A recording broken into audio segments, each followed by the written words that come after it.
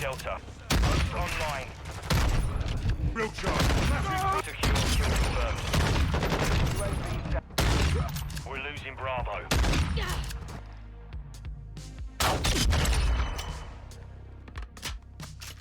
How's it going, vaqueros, and welcome back to the channel. Today's video is going to be all about the explosive 12 gauge ammunition for the 890 shotgun in particular. Now you might be wondering why this one in particular. Well, first of all, I'm not going to be using this as a replacement for my overall guide on that type of ammo. Not at all. This is sort of more an in-depth look at one particular class, because recently on Twitter there was a tweet about this particular setup, or rather this shotgun with the type of ammo, and it was talking about how it was overpowered and how it's a one-shot at any range and all this kind of stuff. And so naturally I was curious. I looked at the build, I kind of went in and did some testing, and I wanted to find out, is it really that strong? Is it overpowered?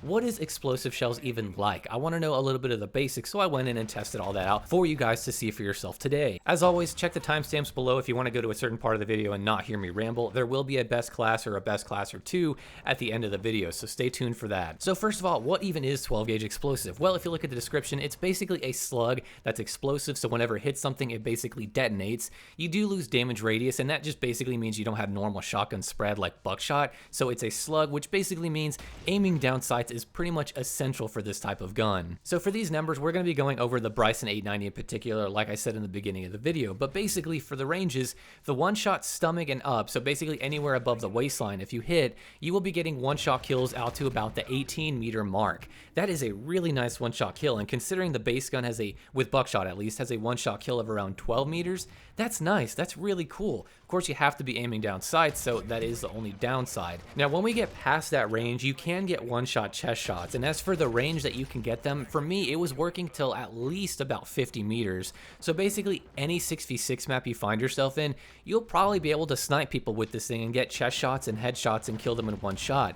Now, I do want to preface this by saying it's incredibly hard to find that really specific range where the chest shots stop working, because these slugs are super inaccurate, and I'll go into that more in detail in the cons of this, but basically they don't always go where you aim, and for these in particular, it's really bad. So it's really hard to tell that specific range where chest shots won't be killing. But basically no, yes, past that 18-meter mark out to at least 50 meters, it seems like you can one-shot chest shots. Again, keep in mind they're inaccurate, and one-shot headshots are easily a thing at pretty much any range. So on paper, these things, by the range and the damage they do, are really strong. I mean, a one-shot out to 18 meters for stomach shots, that's awesome. That is no joke. This is basically like a little baby marksman rifle, right?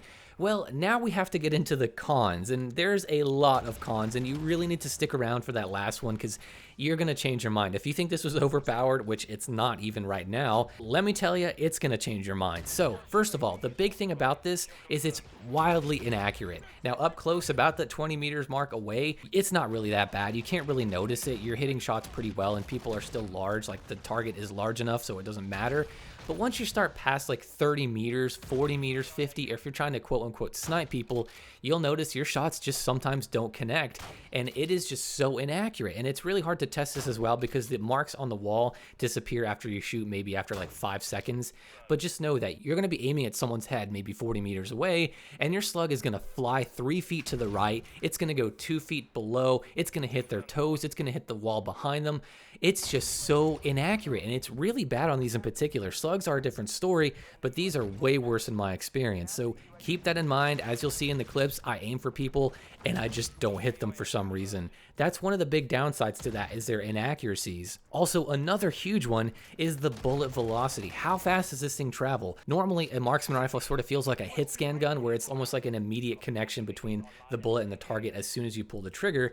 But with these, they are much slower. So if you compare, and I tested this at around 75 meters, if you compare that SPR 208 with the base 890 with slugs or explosive slugs, basically the time it took to hit the target for the SPR was about 3 times faster than that of the explosive slug. And again, this is something you can test yourself. If you just go and shoot in the sky, you'll see that slug shoots and it goes a lot slower than the other guns.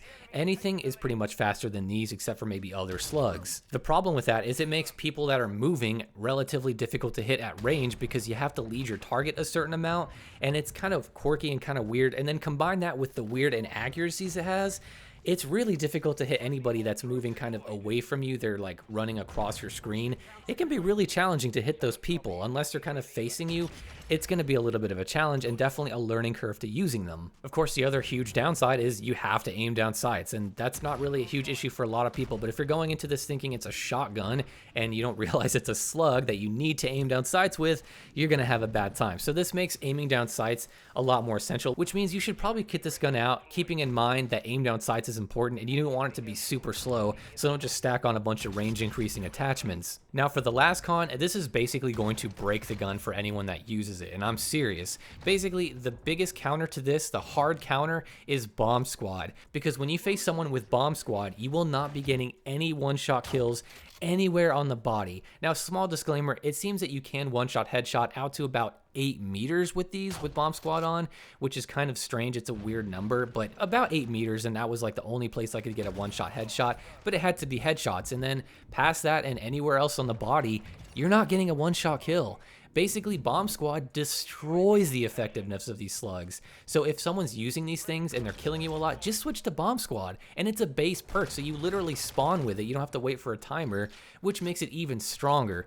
So because of that, because of Bomb Squad, it just renders these things absolutely useless. It'll always take 2 shots in pretty much any engagement. And having a slug that takes 2 shots to kill, no, that is a no-go. Do not even bother. If they're using Bomb Squad, if anyone, more than one person is using Bomb Squad on the other team, you might as well just switch guns and don't even bother playing with explosive rounds. So before I go into my thoughts, here is a best class that I designed for you guys. This is going to help maximize your bullet velocity, which is really important for these slugs, and that is with the Bryson Tackfire barrel. It gives you a little bit more range. It gives you the most range out of all these barrels from what I was testing, and it gives you some more bullet velocity, as well as the SAMX50, which again, you can use to kit out for bullet velocity, and it's not going to weigh your aim down sight speed as much as the other suppressors does, and it basically helps the same amount when it comes to bullet velocity. Then you want to use 12 gauge explosive, of course, and you want to use the 7 milliwatt laser because aiming down sight speed is so important, and then use the FSS Guardian stock because this is going to help with your stability and your aim down sight speed.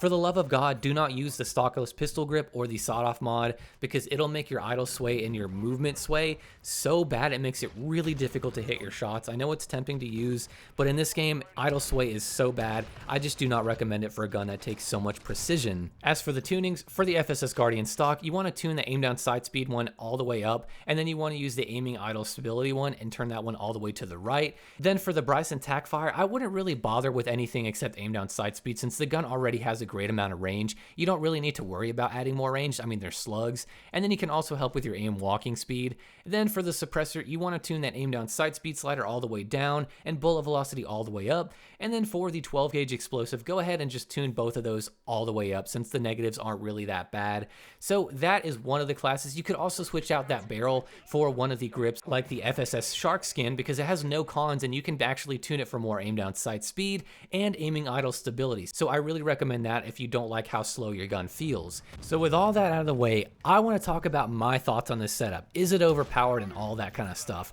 Absolutely not. Now, before the whole Bomb Squad thing, you could kind of maybe say, oh, it was overpowered, but I really don't think so. I don't even think it's close with how inaccurate these things are and how you have to aim down sights. I mean, it's basically just a crappy version of a marksman rifle. You're literally better off with a marksman rifle in every scenario. These are just fun, and it's a shotgun, and it's cool. You get bonus points for being a lot cooler than a marksman rifle guy. So I don't think it's overpowered. And then Bomb Squad, that completely ruins the gun, so no, these aren't even close to being overpowered. Now, what I want to know in the comments below is what you think of this build. What do you think of explosive shells in general? Do you think it's overpowered? And if you do, what are you smoking? And with all that being said, guys, I will see you in the next shotgun video. Confirmed.